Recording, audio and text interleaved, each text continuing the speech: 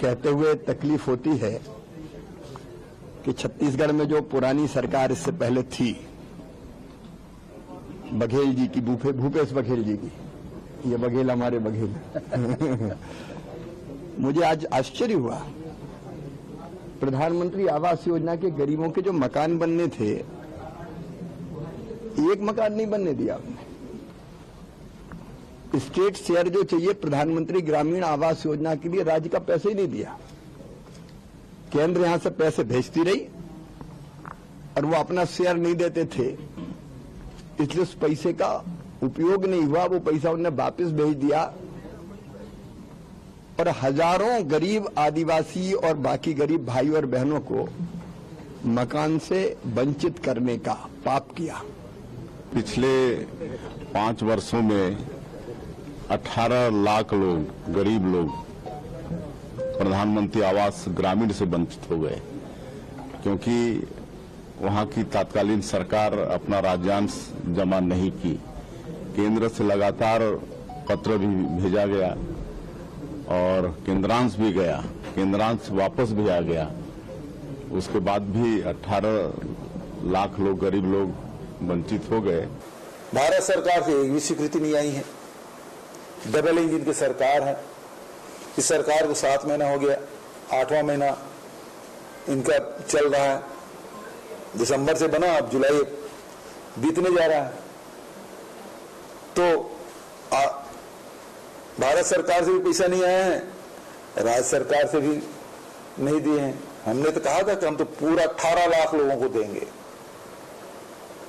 लेकिन अभी वो 7.5 लाख लोग जो हैं उसी का दूसरा किस्त ये जारी कर पाए। अरे अब ये दूसरी झूठ बोल रहे हैं कि हमने हमारे पत्रों को निकाल लेना भाई, मुख्यमंत्री सचिवालय में पड़ा है, पत्रों को निकाल ले कि हमको अनुमति दी जाए। हमने नीति आयोग में मांग की, लेकिन दिया नहीं।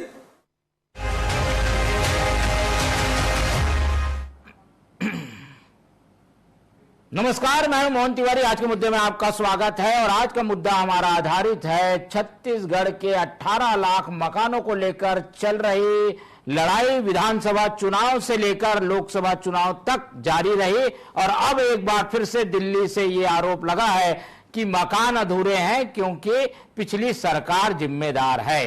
केंद्र ने भेजा पैसा लेकिन राज्य का जो राज्यांश है वो नहीं हो पाया जमा और ऐसे में अधूरे मकान के लिए जिम्मेदारी का ठीकरा जो है वो बघेल सरकार पर फोड़ दिया गया है। क्या ये कोई राजनीति का हिस्सा है? क्या ये अपने आप को पाक साफ बताकर पल्ला झाड़ने की कोशिश है? ये अधूरे मकान के लिए जिम्मेदार कौन है? इसी पर आज हम चर्चा करेंगे और ये भी जानने का प्रयास करेंगे कि जो आरोप लग रहे हैं उसमें कितनी सच्चाई है, क्योंकि पक्ष विपक्ष के अपने अपने दलील और तर्क हमने सुन लिए हैं। तो चर्चा शुरू करते हैं। पहले मिल लेते हैं उन मेहमानों से जो इस चर्चा में हमारे साथ रहेंगे। हम बहुत स्वागत करेंगे।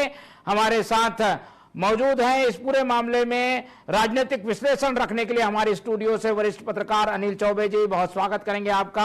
हमारे साथ कांग्रेस का पक्ष रखने के लिए मौजूद हैं प्रमोद दुबे जी, जो कि सभापति हैं नगर निगम के, प्रवक्ता की भूमिका में कांग्रेस के, बहुत स्वागत है आपका।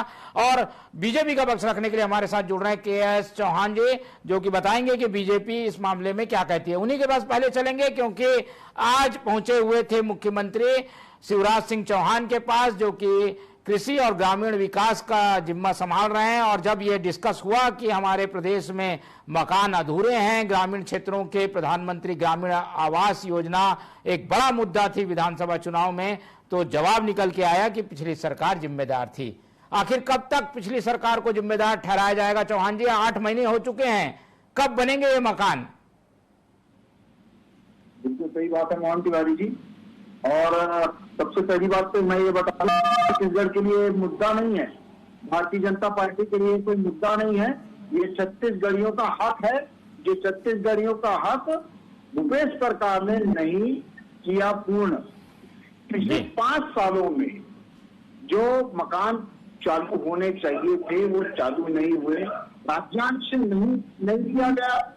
वहां पर जो केंद्रांश था वो आया, लेकिन राज्यांश वहां पर भुगतान नहीं किया गया। कभी बोला गया कि इसका नाम बदल दीजिए, कभी ये बोला गया, कभी वो बोला गया। और दूसरी बात, बहुत ही निर्लजता पूर्वक अभी पूर्व मुख्यमंत्री भूपेश बघेल बोलते हैं कि अभी तक तो हो जाना चाहिए था, अभी तक तो 8 महीने हो गए। आपने जब 8 महीने की सरकार बची थी उस समय आपने क्या बोला था? जब आंदोलन हो रहा था, जब छत्तीसगढ़िया ये सवाल पूछ रहा था, जब भी आप वहां जाते थे वोट बात के लिए और आप मिलने जुलने जाते थे, तो आपके मंत्रियों से और आपसे पूछा जाता था कि हमारे मकान का क्या हुआ। और 10,000 करोड़ रुपया का नुकसान जो हुआ किसका हुआ? वो हर छत्तीसगढ़िया का हुआ। जो 10,000 करोड़ रुपया आने वाला था केंद्र से, वो वापस चला गया। वो किसके कारण हुआ? किसके कारण हुआ? जब 8 महीने की आपकी सरकार बची हुई थी, मोहन तिवारी जी, बहुत बड़ी बात है। ये 8 महीने की जब सरकार बची हुई थी, यही भूपेश बघेल बोलते थे कि मैं सर्वे करवा रहा हूं कि किसको देना चाहिए और किसको नहीं देना चाहिए। अरे आप 4:30 तक सोए रहे क्या? जब पैसा वापस चले गया तो आप, जब चुनावी मौसम आ गया तो आप बोलने लगे, जब हर छत्तीसगढ़िया ये बोलने लगे कि हमारे सर से छत छीन ली गई। जो छत आज हमारे को मिल जानी चाहिए थी वो नहीं मिली। वो क्या था? इससे अच्छा रमन सिंह की सरकार थी, जिन्होंने हमारी छत दी और कम से कम 85,000 जो मकान जो अधूरे हैं वो अभी पूर्ण हो रहे हैं और बहुत ही जल्दी ही मिल जाएंगे, जो कि 1 रुपया भी, 1 ईंट भी भूपेश बघेल ने नहीं लगाई, वो 85,000। और दूसरी बात, हमारे मुख्यमंत्री जी जब मुख्यमंत्री जी बन गए तो अपने आवास में जाने से पहले, ये बहुत बड़ी बात है कि अपने आवास में जाने से पहले हर छत्तीसगढ़िया के आवास का ख्याल रखा और पहली कैबिनेट बैठक में ये प्रस्ताव पारित किया। कलेक्टरों को बोला गया, आदेश दिया गया कि इसमें आप सूचियां जल्दी बनवाइए, जल्दी आप अपना प्रक्रिया चालू करिए। उसके बाद वो अपने घर जाते हैं। ये हमारी संजीदगी है, ये हमारी सक्रियता है हमारी गवर्नमेंट की। और आप बोलते हैं, आपके भूपेश बघेल बोलते हैं, अरे शर्म आनी चाहिए इनको, इनके कारण 10,000 करोड़ रुपया हर छत्तीसगढ़िया का मारा गया। शर्म आनी चाहिए। जो केंद्रांश जो आया वो वापस चले गया। अगर ये राज्यांश भर देते तो ये ऐसा नहीं होता। उसके बाद राहुल गांधी एक मंच में खड़े होके भूपेश बघेल के साथ बहुत ही निर्लजता पूर्वक बोलते हैं कि हम देंगे 2,80,000 रुपए, 2,40,000 रुपए हम देंगे। तो क्या देंगे? तो किसको दे दिया आपने और किसको नहीं दिया आपने? 25,000 रुपया कुछ 1,000 लोगों के खाते में नहीं, कुछ लोगों के खाते में गया, वो भी दिखाने के लिए कि हमने 25,000 रुपए भेज दिया। अरे आपको 18 लाख आवास देना था और आपने 25,000 रुपया 1,000 लोगों के खाते में नहीं पहुंची तिवारी जी, और दिखाने के लिए आपने ये षड्यंत्र पूर्वक ये सभी चीजें की। क्या छत्तीसगढ़िया जानता नहीं? क्या छत्तीसगढ़िया इतना बेवकूफ है कि आपने जिसके छत छीन ली? चौहान जी, लेकिन आज की चर्चा यह है कि हमें मकान मिले, बीती ताही बिसार दो। अब आरोप लगाने से क्या मतलब? सरकार में आप लोग हैं, ये मकान कब तक बन पाएंगे? नहीं, तो हम तो अपना काम कर रहे हैं। हम कौन सा अपना काम नहीं कर रहे हैं? जी, हम कौन सा अपना काम नहीं कर रहे हैं? हमने कैबिनेट बैठक में जब प्रधानमंत्री आवास में जाने के, प्रधानमंत्री आवास का पहले हमने कैबिनेट बैठक में प्रस्ताव पारित किया, उसके बाद कलेक्टरों को आदेश दिया, उसके बाद मुख्यमंत्री जी अपने आवास में प्रवेश करते हैं। ये कितनी बड़ी बात है। चलिए ठीक है, दुबे जी को सुन लेते हैं। ठीक है, बिल्कुल। चलिए, ये वो बातें हैं जिनको बताकर सरकार ये भी बताना चाहती है कि आखिर देरी क्यों हुई है। दुबे जी के पास चलते हैं। दुबे जी, नगर निगम में तो आप लोग ने मकान बनाए, पर ग्रामीण क्षेत्र में मकान नहीं बने, इसके कारण सरकार भी आप लोगों की गई, अब फिर से आरोप भी झेलना पड़ रहा है।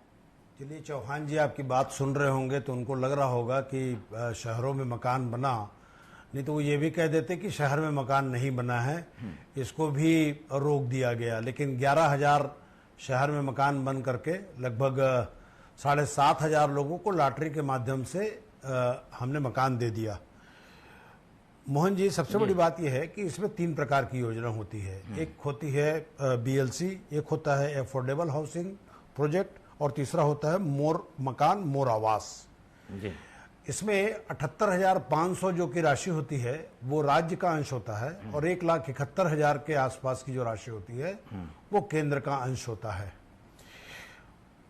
तिवारी साहब, मैं आपको ये बताना चाहूंगा कि 2018 में केंद्र की सरकार ने अंतागढ़ नगर पालिका को और गंडई नगर पालिका को पुरस्कार दिया कि आपने समय सीमा में सारे ग्रामीणों के मकान आप लोगों ने बनाकर दे दिया। और ये केंद्र की ओर से जो सूची आई थी उसमें ये दोनों नगर पालिका का नाम था। उस समय 2019 में ये दोनों नगर पालिका को इनाम मिला। इसके बाद डोंगरगढ़ में और सरायपाली में और नगर पंचायत पुसौर रायगढ़ के पास है, उसको इनाम मिला तीसरे साल में।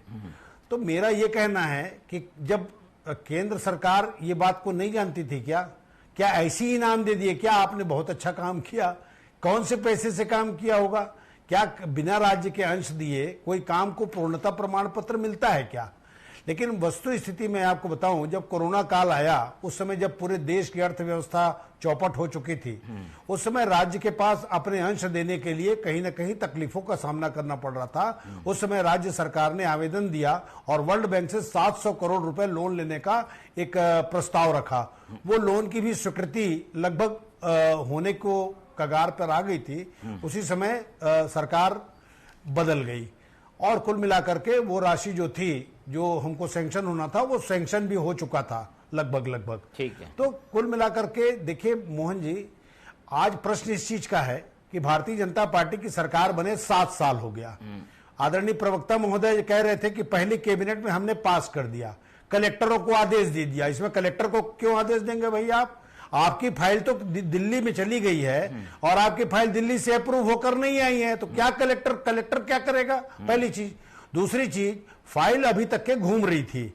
अब आदरणीय जब केंद्रीय मंत्री जी अब किसी बात को कह रहे हैं तो आत्मावलोकन करने की बात होती है। इसमें हो सकता है भारतीय जनता पार्टी के नेताओं ने उनको गलत जानकारी दी होगी, जिस प्रकार के ये आदी हैं कि लोगों को भरमाना, लोगों को गलत जानकारी देना, तथ्यात्मक बात ना करना, गरियाबंद में किसी को एक थप्पड़ पड़ गया तो रायपुर में आते तक उसकी हत्या कर देना, ये भारतीय जनता पार्टी की तासीर में है। लेकिन तथ्यात्मक जो बात है, अब मैं बताऊं मोहन जी, ये इनके अपने आंकड़े हैं जो राज्य सरकार ने दिए हैं कि 2019-20 में स्वीकृत आवास से 25,379 इन्होंने पूर्णता प्रमाण पत्र दिया था। उस समय 19-20 में 44,342 और निर्माणाधीन दिया था 64,026। ये मैं आपको 2018-19 के आंकड़े बता रहा हूं। 19-20 में 21,403 स्वीकृत आवास थे, पूर्ण हुए 17,843 मकान और निर्माणाधीन थे 47,545 मकान। उसी प्रकार 2021 में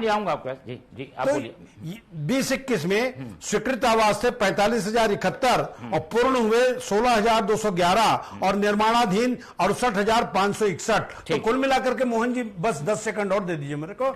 मैं केवल यह बताना चाह रहा था कि वो अधूरे मकान नहीं होते तो ये पूर्णता की बात कहां से कर लेते? ये पहली बात। मैं तो 3 साल का आंकड़ा अपने उस सामने में दे रहा हूं कि मकान बनने शुरू हो चुके थे। अब उस चीज को इनको पूरा कब करना है? 8 महीना लगभग आपकी सरकार बने हो गया, 8 ईंटा नहीं रखाया है। गरीब आप चिल्ला रहे हो।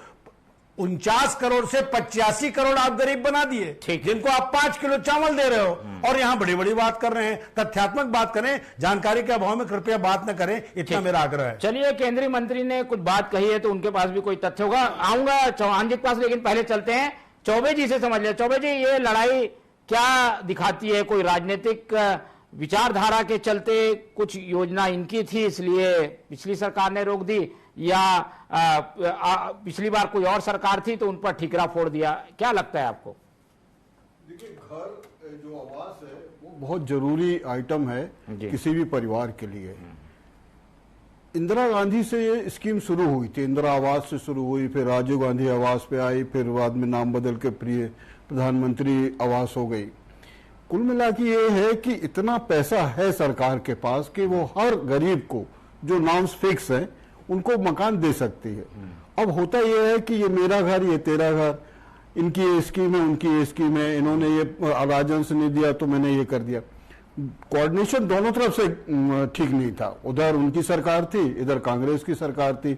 कांग्रेस पैसा मांगती थी, वहां से चिट्ठी आ जाती थी कि ये भेजो वो भेजो, ये सब चलता रहा है कुल मिला के। लेकिन इस सब से, इस जो पॉलिटिकल राइवलरी से नुकसान छत्तीसगढ़ की जनता को हुआ है, ये इसमें कहीं कोई दो मत नहीं।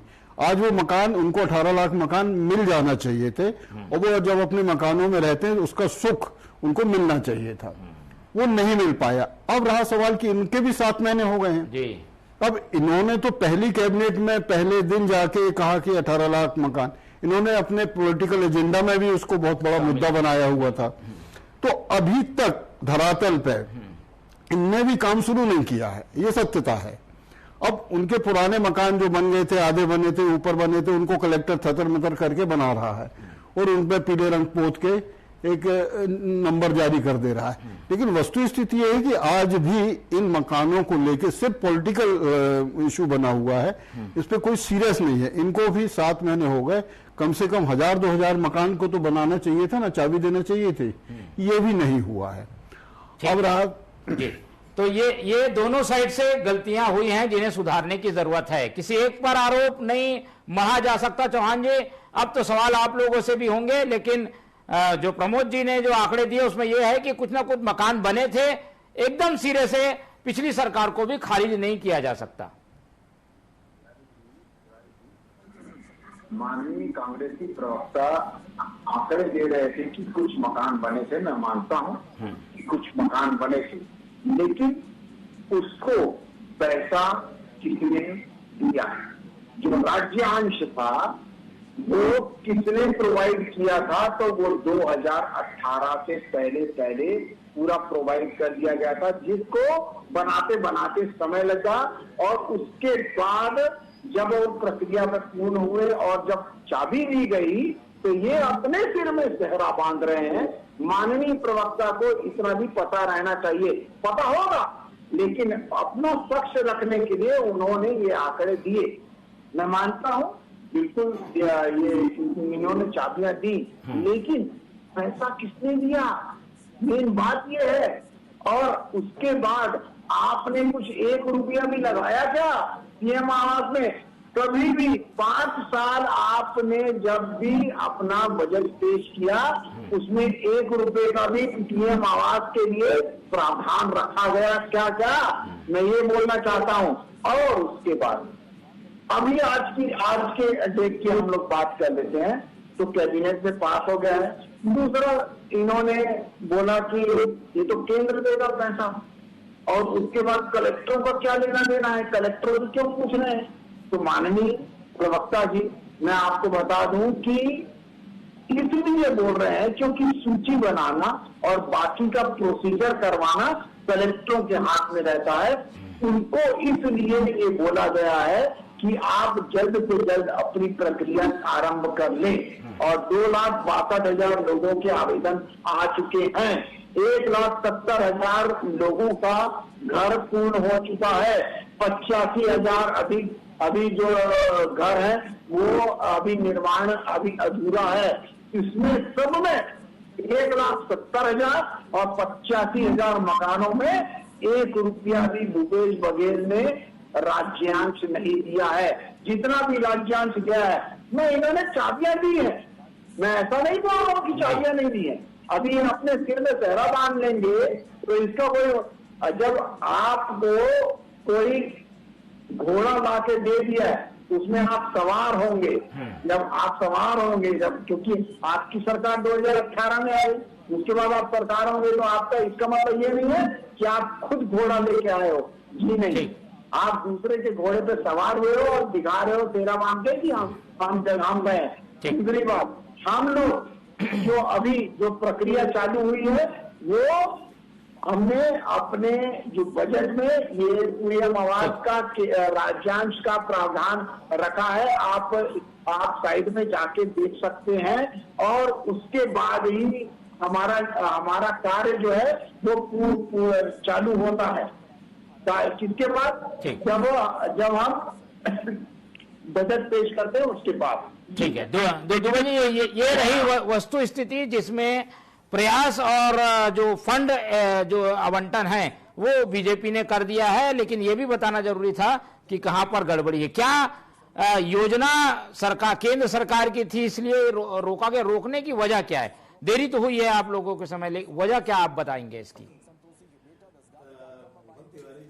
आश्चर्य है कि विधानसभा में अभी 4 दिन पहले इन्हीं के माननीय मंत्री जी ने कहा है कि अभी एक भी मकान शुरू नहीं हुए हैं। ये कह रहे हैं 2,72,000 मकान में से 1,70,000 मकान बन गया है। किसकी बात को माने? यहाँ अरे दाल में नमक चलता है, यहाँ तो पूरी दाल के दाल काली है। हमें समझ में नहीं आता प्रवक्ता महोदय किसकी बात करते हैं, कहाँ की बात करते हैं, कौन सी हवाई बात कर रहे हैं। क्या विधानसभा में उनके माननीय मंत्री जी द्वारा दी गई बात को वो खुद ही सत्यता की ओर नहीं चलते क्या? हमारी समझ से परे है, पहली चीज। दूसरी चीज, एक चीज आप जान लीजिए कि कोई भी सरकारें जो होती हैं, अगर केंद्र सरकार बिना राज्य सरकार के राज्यांश के कोई भी मकान को चालू नहीं कर सकती, ये आपको भली भांति मालूम है, क्योंकि उसकी यूसी देनी पड़ती है, यूटिलिटी सर्टिफिकेट उसको देना पड़ता है कि राज्य सरकार ने कितनी पैसे आवंटित की, और उसके आधार पर जब यूसी होता है तब उसके बाद से केंद्र जो है वो समय समय पर पैसा भेजती है। बार बार कोई एक बार में कोई पैसा देने का नियम नहीं है मोहन तिवारी जी, ये भली भांति प्रवक्ता महोदय भी जानते होंगे कि एक मुश्त कोई 18 लाख मकान के लिए इनको भी पैसा दे देंगे, ऐसा नहीं होता। आप पहले 10,000 मकान 15,000 मकान को आप बनाइए, उसकी यूसी दीजिए, फिर 10,000 मकान का फिर पैसा आपको आवंटित होगा, उसकी यूसी दीजिए, क्योंकि ये 3 पार्ट में बनता है और 3 पार्ट में ही उसका पेमेंट होता है। पहले ग्राउंड लेवल पर होता है, फिर छज्जा लेवल पर होता है, उसके बाद जब लेंटर होता है उसके बाद उसको फाइनल पेमेंट होता है। तो कहीं ना कहीं ठीक है, कोरोना काल एक समय बीच में आ गया, वरना ये जो स्थिति होती, ये स्थिति नहीं आती। और स्वाभाविक तौर पर हम सबकी इच्छा है कि उन गरीबों को जल्दी से जल्दी आवास के लिए जो भी वो है फॉर्मेलिटी है उसको पूरी करके सबको, क्योंकि छत्तीसगढ़ के हम लोग हैं, वो पार्टी से ऊपर उठकर है, हमारे भाई गरीब आदमी है और वो गांव में रहता है, उसका मकान बने से किसको खुशी नहीं होगी। और आदरणीय चौबे साहब ने जैसे पहले कहा कि कोई पहली बार की योजना नहीं है, ये इंदिरा आवास में मिलता था, उसके बाद राजीव आवास बनता था। हमने तो पट्टा देने का काम किया, भारतीय जनता पार्टी एक पट्टी दी हो किसी को तो बता दें, मैं अभी अपने पद से इस्तीफा दे दूंगा। आज तक के इन्होंने खाली पट्टा पट्टा पट्टा पट्टा करके 16 साल निकाल दिया इन लोगों ने। क्या बात करेंगे मोहन तिवारी जी, स्वागत है। चौबे जी, ये दोनों तर्क अपनी अपनी जगह में हैं, लेकिन मकानों का एक बड़ा लक्ष्य 18 लाख मकान है, क्या ये समय पर पूरे हो जाएंगे? क्या लग रहा है कि कितना फिर से हमें अगले चुनाव का इंतजार तो नहीं करना पड़ेगा? देखिए, अगर सरकार की इच्छा होगी तो 18 लाख मकान पूरे छत्तीसगढ़ में बनना है, कोई एक जगह नहीं बनना है। और इन सब के नॉर्म्स फिक्स हैं, सारी सूचियां फिक्स हैं, एजेंसियां फिक्स हैं। सिर्फ इनका जो है, इनको आत्मबल इनका ये होना चाहिए कि मकान बना के देना है, वो ये नहीं कर पा रहे हैं। कहीं इनका मकान है, कहीं उनका मकान है, ये कांग्रेस का है, ये भाजपा का, ये इसी में लगे हुए हैं। जबकि मकान उनको मिलना चाहिए। ये केंद्र की बहुत अच्छी योजना है, ऑल ओवर इंडिया चल रही है। छत्तीसगढ़ में ये पिछड़ गया है, कोरोना काल का भी है, और चूंकि दोनों सरकारें थी इधर उधर, तो जैसा होता है कि यहाँ की चिट्ठी गई तो उन्होंने उसको वेटेज नहीं दिया, फिर वहां से पैसा नहीं आया, ये सब चलता रहता है। लेकिन अंततः अब तो दोनों जगह सरकार इनकी है, तो इनको अब पूरी ईमानदारी के साथ, क्योंकि इन्होंने अपने मैनिफेस्टो में भी लिखा हुआ है, और इसको लेके प्रधानमंत्री से लेके सारे लोगों ने पूरे छत्तीसगढ़ में बोल बोल के कहा है कि इनने मकान नहीं बनाए। अब आपके पास मौका है, आप मकान बना के उस चीज को उनको सुकृत करो, और आप उसका आरोप प्रत्यारोप से निकलकर अब इन मकानों को पूरा करना एक बड़ा लक्ष्य है। वो कब तक होगा, कैसे, क्या प्लान किया है आप लोगों ने? जल्दी आखिरी से 18 लाख मकान बनेंगे, और जो हमारे प्रधानमंत्री श्री मोदी जी ने आश्वासन दिया है, जो गारंटी दी है, वो पूर्ण होगी। हमारी पिछली सरकार साए उसमें चल चुकी है और उसमें काम कर रही है, फर्स्ट डे से काम कर रही है। कैबिनेट की बैठक में सबसे पहले प्रस्तावित भी हुआ है, उसके बाद आदेश भी दिया गया है। और ये होते हैं काम, ये जब हम काम करते हैं तो काम करते हैं, जब हम काम नहीं करते हैं तो हम सर्वे करते हैं। जैसे ये 4.5 साल के बाद भी सर्वे कर रहे थे कि किसको मकान देना चाहिए और किसको मकान नहीं देना चाहिए। उसके बाद जब ये सदन की बात चल चुकी है तो सदन में इनसे 5वें वर्ष में पूछा गया था प्रश्नकाल में, आप उठा के देख लीजिएगा, प्रश्नकाल में ये पूछा गया था, ये नोट भी कर लीजिए तिवारी जी, प्रश्नकाल में पूछा गया था कि भूपेश सरकार ने 2018 के बाद अभी तक कितना पैसा प्रधानमंत्री आवास योजना के लिए वहां पर रखा है या दिया है या स्वीकृत किया है। तो इसमें से माननीय मंत्री जी कोई भी आंसर नहीं दे पाए। चलिए आप लोग भरोसा दिलाइए कि जल्द से जल्द ये मकान बने, आरोप प्रत्यारोप में ये इस तरीके के आवास ना उलझे। इन्हीं फाइनल कमेंट के साथ इस पूरी चर्चा को हम खत्म करेंगे, क्योंकि चर्चा के लिए समय इतना ही था। तो हमारे साथ प्रमोद दुबे जी थे, उनका बहुत धन्यवाद। हमारे साथ अनिल चौबे जी थे, उनका बहुत धन्यवाद। और हमें KS चौहान जी ने अपना कीमती समय दिया, उनका बहुत बहुत धन्यवाद। तो तीनों मेहमानों का धन्यवाद करते हुए आज की चर्चा ही खत्म करते हैं और आप लोग से रखते हैं उम्मीद कि आप लोग देखते रहेंगे TV 24। रखिए अपना बहुत ख्याल। नमस्कार।